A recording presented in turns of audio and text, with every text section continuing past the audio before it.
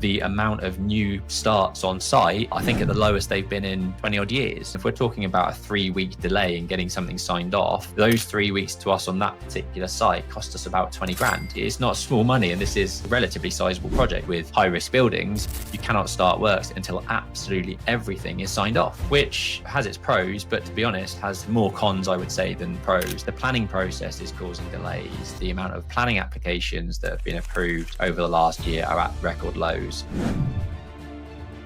Ben, I thought we hadn't talked about the market, what we're seeing, lots of changes, inflation, budget coming up, which kind of killed the market in a few years. I've put on here an image that I actually found online, which I think analyses the risks at the moment. There's the obvious risks like getting out of the ground and contractors going bust, but I wanted to talk about more the market, what we're seeing, what we're trying to do to combat the market, because we haven't seen any rate drops. Finance costs haven't changed so much. Compliance is being a pain in the arse. Delays are coming thick and fast.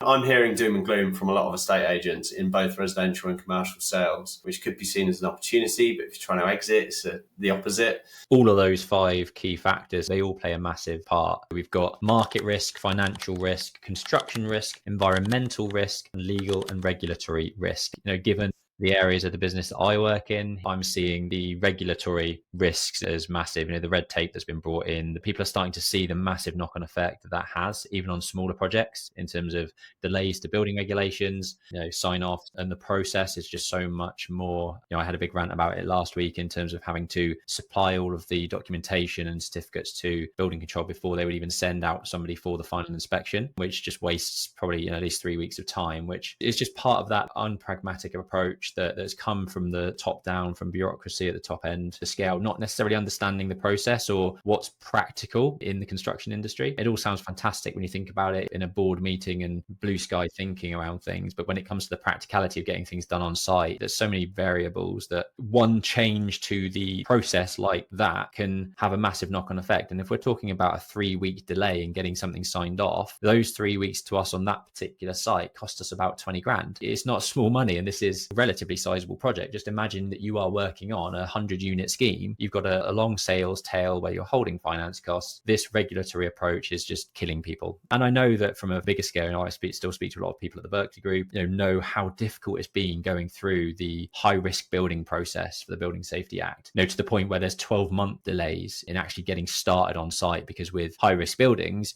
you cannot start works until absolutely everything is signed off, which has its pros, but to be honest, has more cons, I would say, than pros. The health and safety is obviously really paramount and important, but nothing's getting done. The building control officers or building approved, they are absolutely inundated. They don't fully understand the process. It's still being sort of reworked and understood. So I do see huge amounts of regulatory risk coming in. That also has a knock-on effect with everything, because ultimately margins are getting squeezed for developers, can't pay as much for sites, and vendor expectations are still sky high. So nothing's getting done. And we're seeing that. I haven't seen the exact figures, but the amount of new starts on site, I think at the lowest they've been in 20 odd years. The planning process is causing delays. The amount of planning applications that have been approved over the last year are at record lows. The government want to speed things up, but all this bureaucracy and regulatory issues are slowing things down. I'm sort of hopeful that that is a blip when people start to get used to all of this, but I just don't think it is. I just think it will continue and continue and continue. And we're spiraling downward and downward and downward. Nothing's getting built fast enough because of all this red tape that they're trying to bring in. So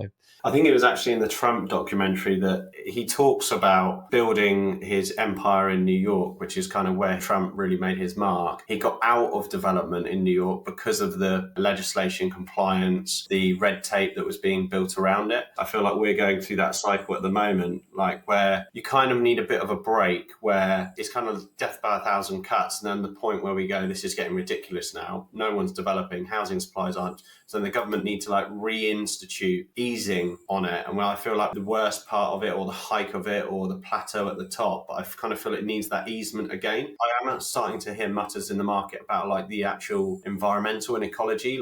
Do we actually give a monkeys about bats? Do we actually care about badgers?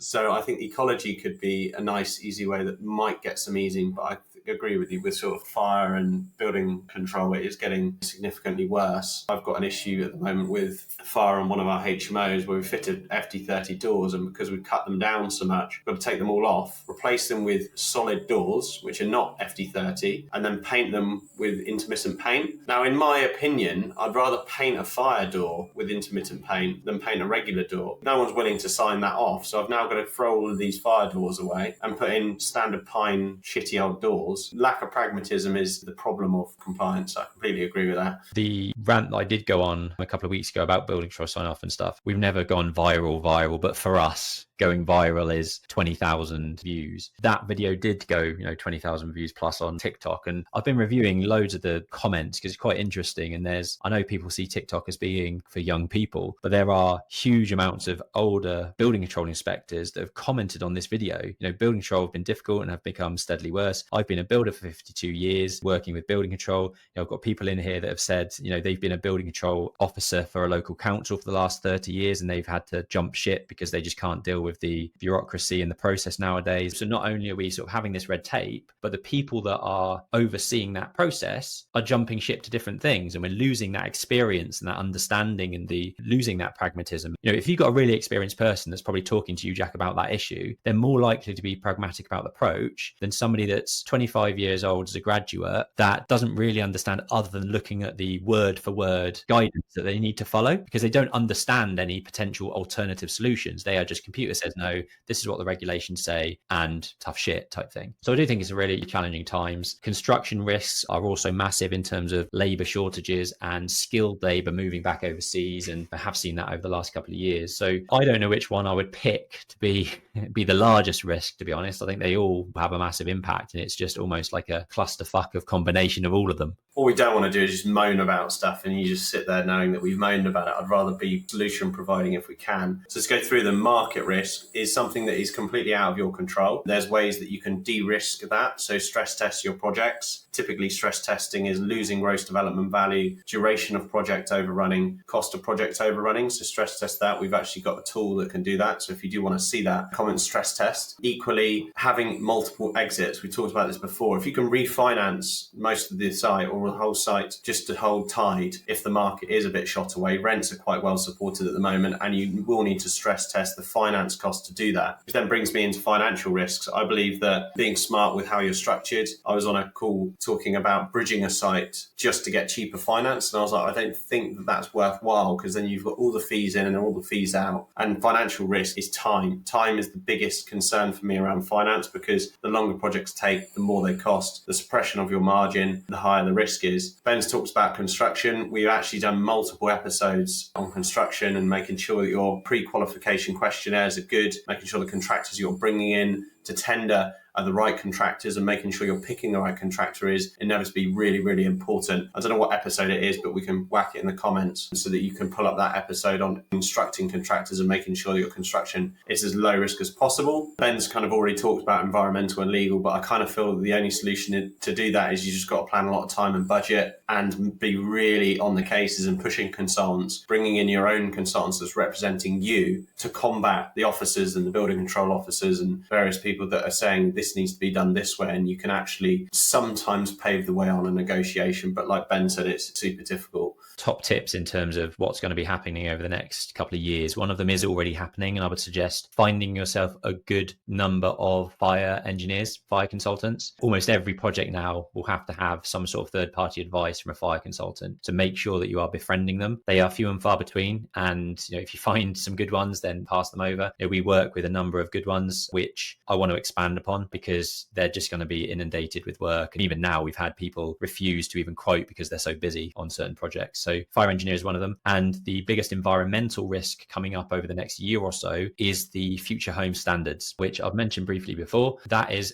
basically an enhancement on building control levels of insulation, air tightness, renewable technology, SAP and EPC type processes to get a new home to satisfy the new future home standards. I think from what I recall doing a presentation on a couple of years ago, at that point, it was about a 31% increase on today's building control requirements. So if you imagine what you have to do even even today, to get building control from a thermal requirements and a renewable technology and an air tightness and all that sort of test perspective, the future home standards goes to the next level. People won't start to see the pain of that until it fully comes in next year or whenever it's coming in. It keeps moving around in terms of the date. When it does come in, that's going to be something else that people haven't factored into their budgets. They haven't added an extra 5-10% for the impact of that. It's going to squeeze their margin or take them into serious difficulty. They wouldn't have factored it into their offer price for buying the land in the first place. So they're already on a backward step because they've already bought the site. They're having to now buy these new regulations. They haven't factored in that cost. Build costs are going to go up. Profit margin is going to get squeezed to the point where they wouldn't have probably done the scheme in the first place if they'd known about it. So those two things are definitely things to take away and find yourself a good SAP assessor, energy assessor, good architect that understands that process, and also a fire engineer. If you got value from this video, make sure you click the subscribe button down below